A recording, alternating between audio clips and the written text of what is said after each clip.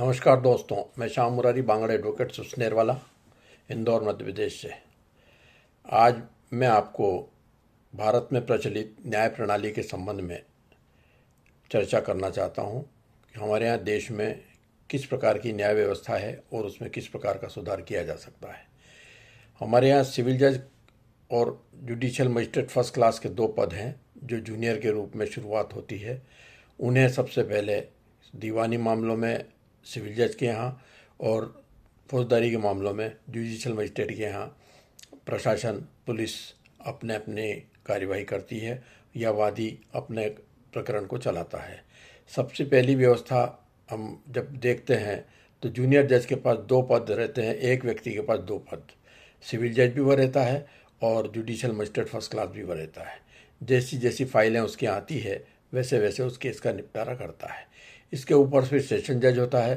Session जज सीधी cases भी सुनता है जो हीनियस ऑफेंसेस रहते हैं, उसमें जिसमें 10 साल से ज़्यादा की सज़ा रहती है उसको सेशन जज सुनते हैं।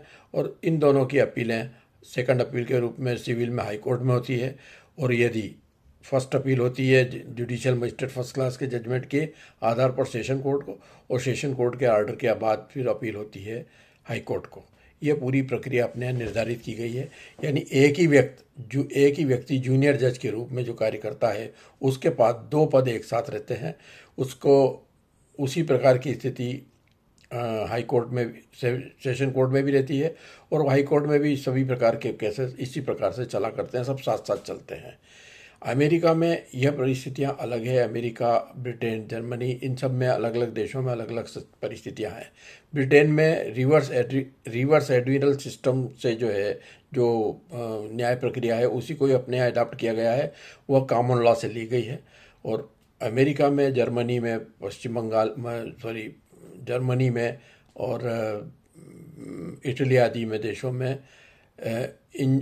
इक्विजिटोरियल सिस्टम से जो है न्याय प्रक्रिया का पालन होता है। उसमें अभियुक्त को सिद्ध करना पड़ता है कि मैंने अपराध नहीं किया, और इस अपने यहाँ जो प्रचलित सिस्टम है उसमें यह होता है कि अपराधी जब तक अपराधी साबित नहीं होता, जब तक कि उस पर दोष सिद्ध न कर दे न्यायालय, जब तक उसे अपराधी सिद्ध नहीं माना जाता है। दोस्तों, यही कारण है कि अपने यहाँ न्याय प्रक्रिया बहुत ढीली और बहुत गैर जिम्मेदाराना और भ्रष्टाचार वाली होती चली गई है। एक जज के पास एक ही केस होना चाहिए, यह अमेरिका में प्रचलित व्यवस्था है। यानी सिविल के केसेस सिविल जज ही सुनेगा अकेला, और उसकी जो है कोर्ट अलग रहेगी। मजिस्ट्रेट की कोर्ट अलग रहेगी, और अपराधों से संबंधित जितने भी कामकाज हैं वह मजिस्ट्रेट, उसके लिए अलग पद है और अलग व्यक्ति है, उसको ही देखेगा।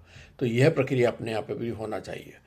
दूसरी बात, अब जो अपने यहाँ जो सिविल प्रोसीजर कोड है उसमें जो सिस्टम दिया हुआ है, जिस तरीके से दावा पेश होता है, फिर उसके ऊपर जवाब दावा आता है, और उसमें फिर सेटलिंग डेट होती है, फिर इश्यूज बनते हैं और गवाह आते हैं, और ये सारी प्रक्रिया एक लंबी प्रोसीजर है। यह सिस्टम बिल्कुल गलत है।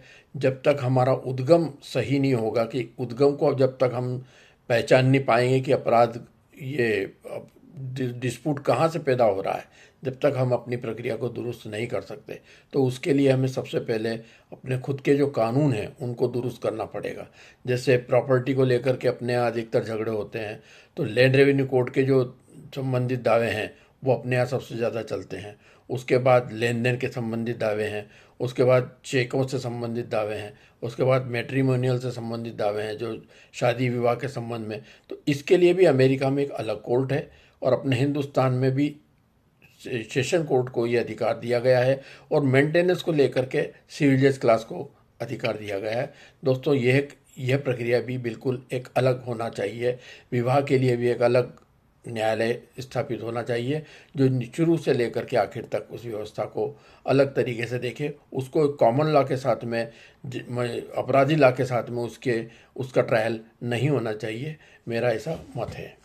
जब तक इस प्रक्रिया में हम सुधार नहीं करेंगे, जब तक हम किसी भी प्रकार से न्याय नहीं दे पाएंगे और त्वरित न्याय नहीं हो पाएगा।